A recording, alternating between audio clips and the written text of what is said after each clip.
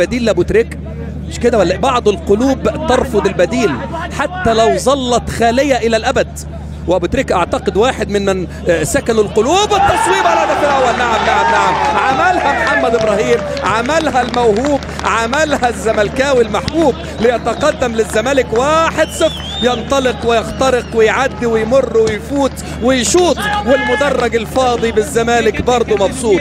1-0 للزمالك. اتحدث عن ابو تريكة وقيمته وكفاءته، وبعض القلوب ترفض البديل حتى لو ظلت خالية الى الابد، ولكن هنا محمد ابراهيم بمهارة فردية خاصة وقدرات خاصة وثقة ليس لها حدود، يعدي ويمر ويفوت ويشوط، وكل جماهير الزمالك اكيد بتقول له شوط، لان كل جمهور الزمالك مبسوط.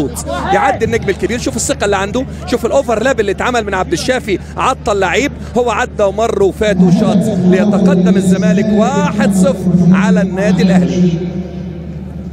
احد رجال اللي قد تجمعه بالترجي الرياضي التونسي الكابتن نبيل معلول كان صرح لوسائل الاعلام التونسيه، وطبعا الكلام على الراوي من خلال وسائل الاعلام. التصويب جول!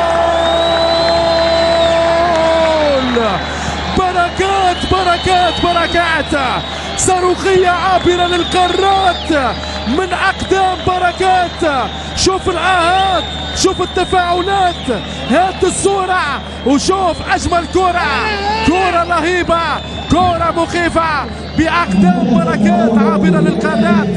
عبد الواحد السيد يعاين الأضرار داخل الشباك والديار.